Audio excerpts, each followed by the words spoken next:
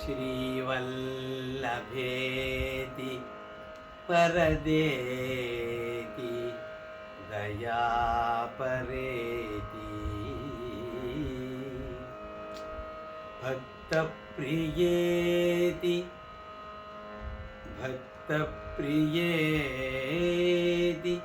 भवलुण्ठनकोविदेति नाथेति नागशयनेति जगन्निवासेति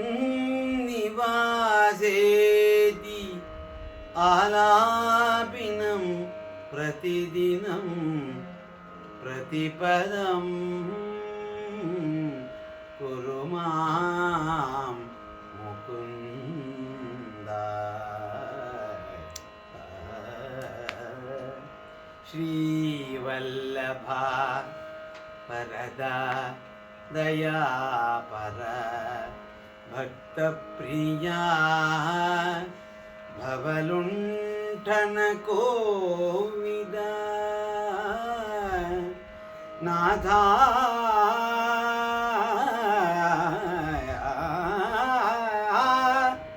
नागशयना जगन्निवास नाथेति नागशयनेति जगन्निवासेति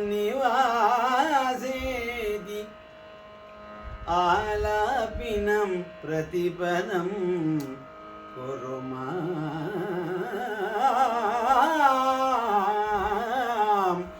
मुकुन्द।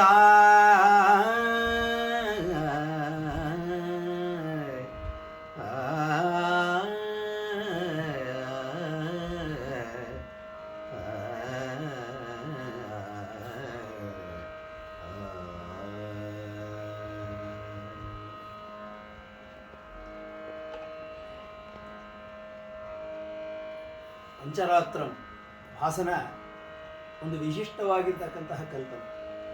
ಅವನ ನಾಟಕಗಳಲ್ಲಿ ಹಾಸ್ಯದ ಏನಾದರೂ ಸೊಗಡುಗಳಿದ್ದರೆ ಅದು ಭಾಸನ ಪಂಚರಾತ್ರದಲ್ಲಿ.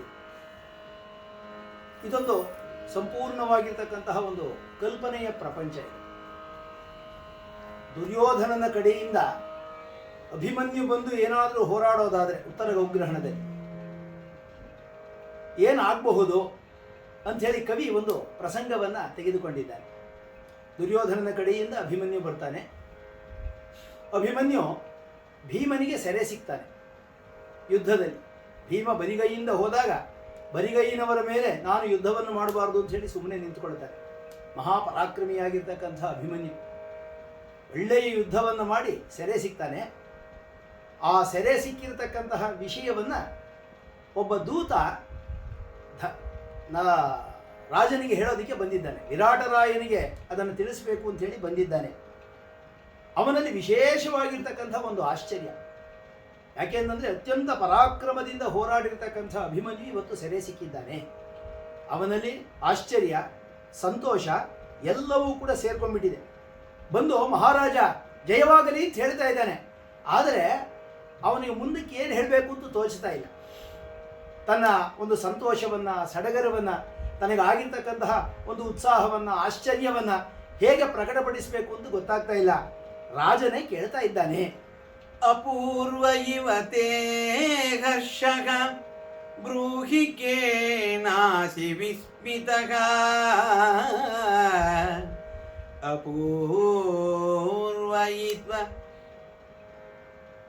ಅಪೂರ್ವ ಇವತೆ ಹರ್ಷೋ ಬ್ರೂಹಿ ಕೇನಾಸಿ ವಿಸ್ಮಿತಃ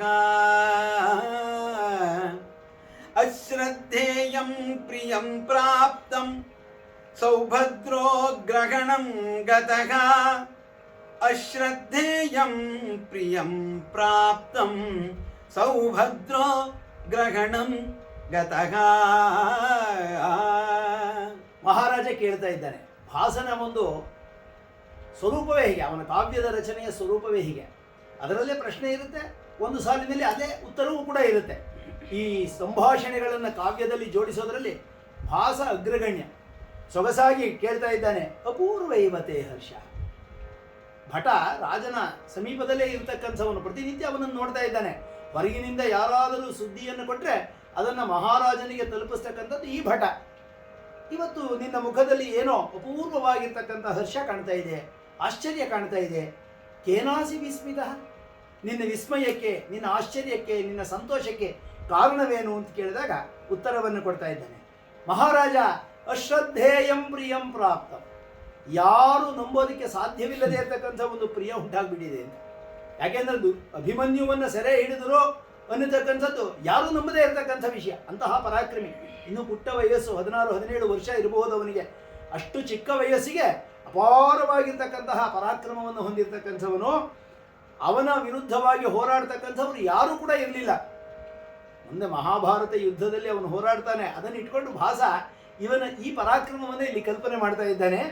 ಅಶ್ರದ್ಧೇಯಂ ಪ್ರಿಯಂ ಪ್ರಾಪ್ತಂ ಸೌಭದ್ರೋ ಗ್ರಹಣಂಗತಃ, ಸುಭದ್ರೆಯ ಮಗನಾಗಿರ್ತಕ್ಕಂತಹ ಅಭಿಮನ್ಯು ಸೆರೆ ಸಿಕ್ಕಿದ್ದಾನೆ ಮಹಾರಾಜ ಅಂತ ಹೇಳಿ ಹೇಳ್ತಾ ಇದ್ದಾನೆ. ಆಗ ಅಲ್ಲೇ ಅರ್ಜುನ ಇದ್ದಾನೆ, ಧರ್ಮರಾಜ ಇದ್ದಾನೆ. ಅವರಿಗೆ ಒಂದು ರೀತಿ ಕಸಿವಿಸಿ ಉಂಟಾಗುವುದು. ಬೃಹನ್ನಳೆ ಯೋಚನೆ ಮಾಡ್ತಾ ಇದ್ದಾಳೆ. ಅರ್ಜುನ ಬೃಹನ್ನಳೆಯ ವೇಷದಲ್ಲಿ ಯೋಚನೆಯನ್ನು ಮಾಡ್ತಾ ಇದ್ದಾನೆ. ಕಥಂ ಗೃಹೀತ, ಅಲ್ಲ ಈ ಸೈನ್ಯದಲ್ಲಿ, ವಿರಾಟನ ಸೈನ್ಯದಲ್ಲಿ ಅಭಿಮನ್ಯುವನ್ನು ಸೆರೆ ಹಿಡಿಯತಕ್ಕಂಥವ್ರು ಯಾರಿದ್ದಾರೆ? ತುಲಿತ ಬಲಮಿದಂ ಮಯಾದ್ಯ ಸೈನ್ಯಂ ಪರಿಗಣಿತಂಚರಣೇದ್ಯ ಮೇ ಸದೃಷ್ಟಃ ಸದೃಶ ಇಹ ತು ತೇನ ನಾಸ್ತಿ ಕಶ್ಚಿತ್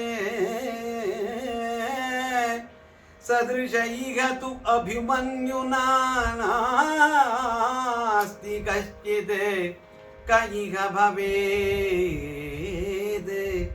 ನಿಹತೇಷು ಕೀಚಕೇಷು ಕ ಇಹ ಭವೇದ್. ಅರ್ಜುನ ಹೇಳ್ತಾ ಇದ್ದಾನೆ, ನಾನು ಯುದ್ಧಕ್ಕೆ ಹೋಗಿದ್ನಲ್ಲ, ಅಭಿಮನ್ಯುವಿನ ಪರಾಕ್ರಮವನ್ನು ನೋಡೇ ಬಂದಿದ್ದೀನಿ. ಏನು ಅದ್ಭುತವಾಗಿರ್ತಕ್ಕಂಥ ಹೋರಾಟ ಅವನದು. ಬಹಳ ಸಂತೋಷ ಆಗ್ಬಿಡ್ತು.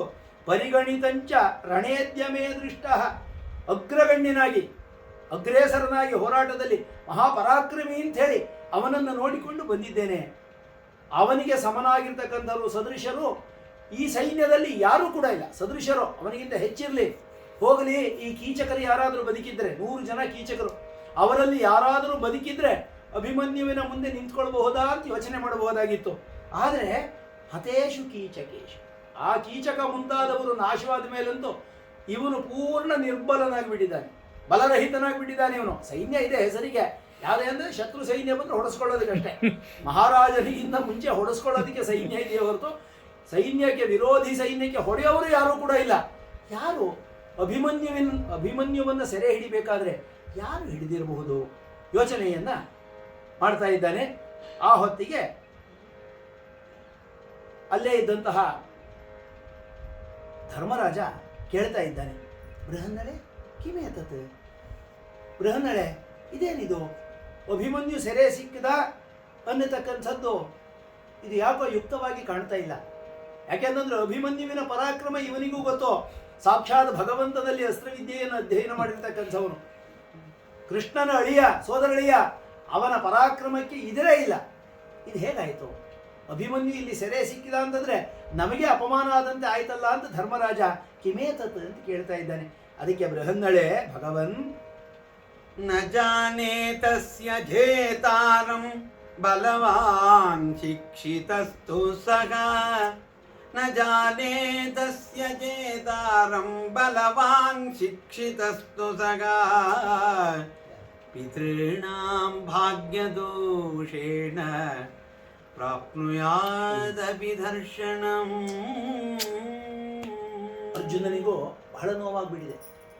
ಅಲ್ಲ, ಅವನ ಅಧ್ಯಯನ ಅಂದ್ರೆ ಎಂಥದ್ದು, ಅಸ್ತ್ರವಿದ್ಯೆಯನ್ನು ಯಾರಲ್ಲಿ ಕಲ್ತಿರ್ತಕ್ಕಂಥದ್ದು, ಸಾಕ್ಷಾತ್ ಭಗವಂತನ ಪ್ರತಿರೂಪ ಅವನ ಅಸ್ತ್ರವಿದ್ಯೆಯಲ್ಲಿ. ಅವನ ಮುಂದೆ ನಿಂತ್ಕೊಳ್ತಕ್ಕಂಥವ್ರು ಯಾರಾದರೂ ಇದ್ದಾರೆ? ನಜಾನೇ ತಸ್ಯ ಜೇತಾರ, ಜಗತ್ತಿನಲ್ಲಿ ಅವನನ್ನು ಸೋಲಿಸಬಲ್ಲಂತಹ ಒಬ್ಬ ಪರಾಕ್ರಮಿ ಇದ್ದಾರೆ ಅಂತಂದ್ರೆ ನನಗೆ ನಂಬಿಕೆ ಉಂಟಾಗ್ತಾ ಇಲ್ಲ. ಬಹುಶಃ ಅಣ್ಣ, ನಮ್ಮ ಅದೃಷ್ಟ ಕೊರತೆಯಾಗಿರ್ಬೋದು, ನಮ್ಮ ಭಾಗ್ಯ ದೋಷದಿಂದ ಅವನು ಸೆರೆ ಸಿಕ್ಕಿರ್ಬೇಕಷ್ಟೆ. ಅವನ ಅಸ್ತ್ರವಿದ್ಯೆಯ ವೈಫಲ್ಯದಿಂದ ಆಗಲಿ, ಅವನ ಪರಾಕ್ರಮವಿಲ್ಲದೆ ಇರತಕ್ಕಂತಹ ಸ್ಥಿತಿಯಾಗಲಿ, ಅಥವಾ ಅಸ್ತ್ರವಿದ್ಯೆಯಲ್ಲಿ ಅವನೇನೋ ಸೋತ ಅನ್ನತಕ್ಕಂಥ ಸ್ಥಿತಿಯಲ್ಲಿ ಖಂಡಿತವಾಗಿಯೂ ಅವನು ಸೆರೆ ಸಿಕ್ಕಿಲ್ಲ.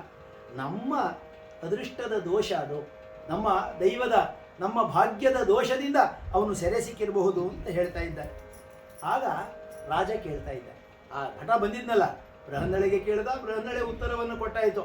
ಅಂದರೆ ಧರ್ಮರಾಜನ ಪಕ್ಕದಲ್ಲೇ ಇದು ಮೆಲ್ಲಕ್ಕೆ ಹೇಳಿರ್ತಕ್ಕಂತಹ ಮಾತು.